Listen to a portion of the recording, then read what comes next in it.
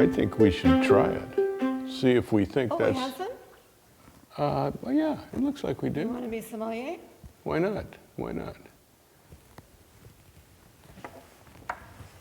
Just make sure I've got it right, huh? Good job. Okay?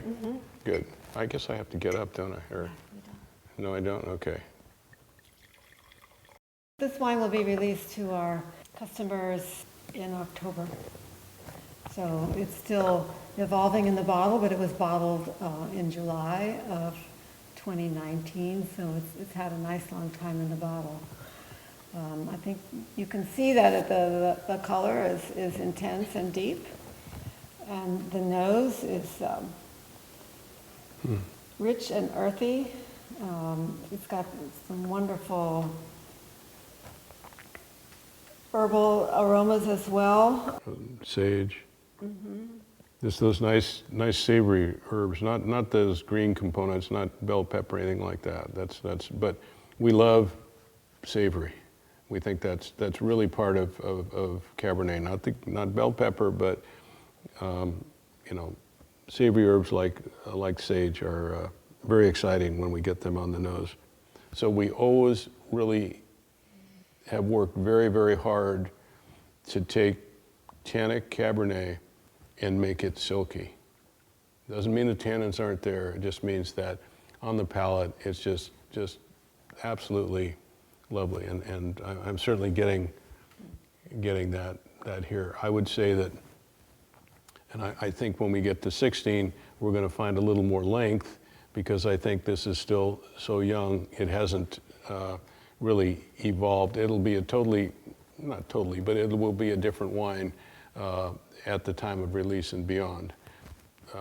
What I would recommend that someone do if they were going to drink the 17 right now is definitely decant it before and help it open up. But I love the texture of the wine. It's just, it's absolutely beautiful, and we're really suckers for minerality. We love minerality in the wine. You can't get it when there's big, highly alcoholic fruit bombs, and I'm getting that nice minerality on the palate too, which is very exciting. Let's go on to the other. We're going to have the 16? Yeah, let's try the 16. See what you think of that.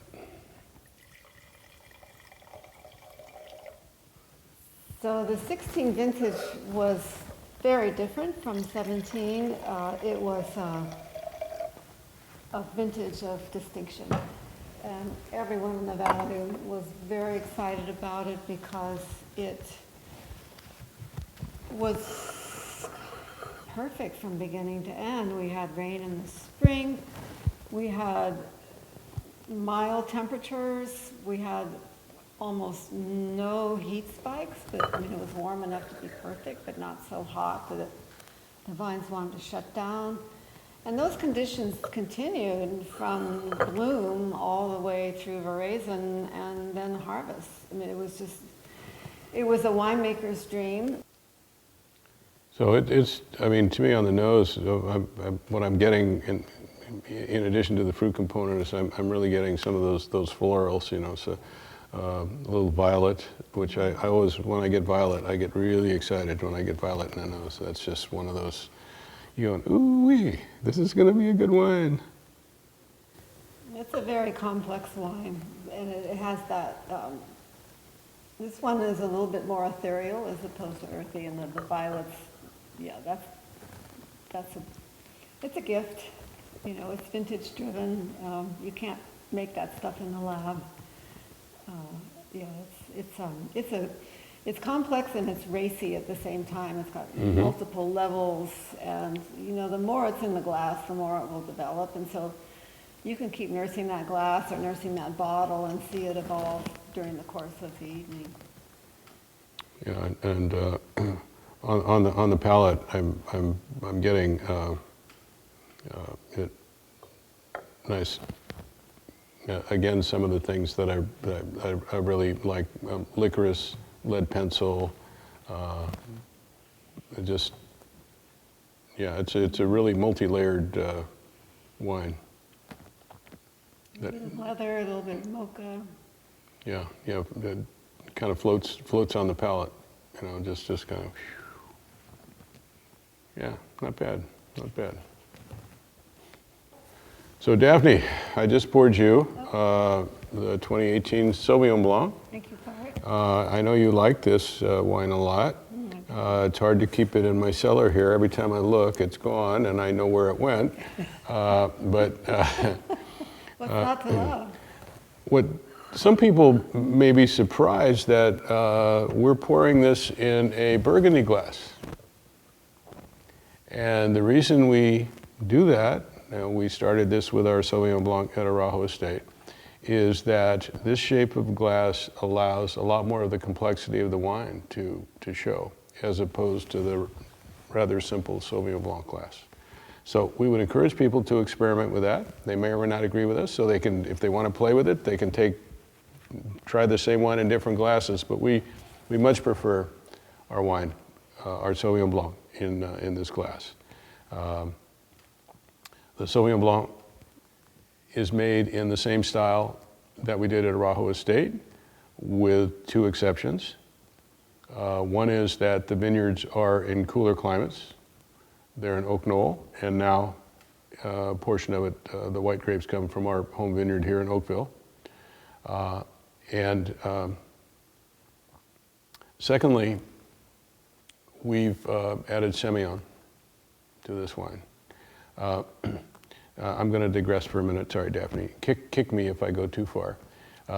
So Michel Roland, our longtime consulting enologist who started working with us in 1999, when we put our blends together, we used to have two clones of Sauvignon Blanc, one called Sauvignon Blanc that came very generously, the clone came from Joseph Phelps in 1991, I guess it was. Huh?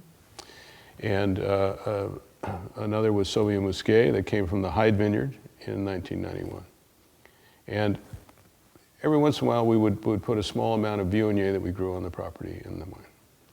And Michel would always go, "This is a really nice wine, but you could use some Semillon." And I would accuse him of being a chauvinistic Bordelais, that we didn't need Semillon in our wine.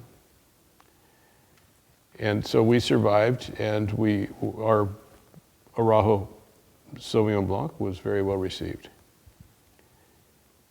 When we found our first source for Achendo Sauvignon Blanc, Ryan's Vineyard, Jim Verhey is the owner, wonderful fellow we've been working with since 2013. He had Sauvignon Blanc, he had Sauvignon Musqué, and he had Semillon. So I said, this is perfect.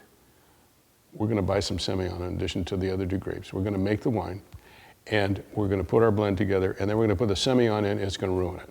And I'll be able to tell Michel, see, I told you. So we took the Sauvignon Blanc and Sauvignon Musqué, put it together. The wine was really beautiful. I said, okay, Francoise and Nigel, let's ruin the wine. Put the Semillon in it. We put the Semillon in, we blended it, and I went, all of us looked at each other and went, oh my God, this is really great. So. And Michel was happy. So anyway, then when Michel comes over 3 times a year, so the next time he came over, I said, Michel, I have to confess. And we should have been able to film that one. It was great. He was really happy. But we really feel that this is, in a sense, it's a departure, but our concern was that the Semillon would ruin the freshness of the Sauvignon Blanc and the Sauvignon Musqué. It would just overpower it. And what we found was at a certain level it didn't, and it actually added a level of complexity, and we know Semillon will add ageability to the wine. So we're usually about 20% Semillon. In Bordeaux they may have 50% or something like that. But we really, really like this wine. We still have the freshness that we had before with this added element in there that we think makes it just a much more interesting and complex white wine. So this 2018 that we're tasting is it any good? Is it any good? I mean, is the bottle okay? I think the 18 really epitomizes exactly what you're talking about. It's because this wine is what we're always aiming for, is that balance of richness, but also freshness. Because Sauvignon Blanc to me, well, to us, it needs to be fresh. And this has an acidity that just sings, and it just keeps it so fresh. And But the nose is so fresh, huh? The nose Wow, is yeah. fresh, and the mouth is fresh, and yet it's got this texture that you can almost bite into. It's just this, it's almost like an anomaly where you could be so fresh and yet have so much succulence. It's just a wonderful. It's right, yeah, it's right there, isn't it? Yeah, it's just on the razor's edge. Yeah. Yeah, that's vintage. We lucked out. We got a good bottle, huh? As Steve Mathiasen, our longtime viticulturalist, said, Mother Nature always bats last. Okay, and we know there's a lot of things we don't control, so we have to control everything we can. Part of it's viticulture, and the other part's great terroir. That's the only way we can continue to produce consistently great wine.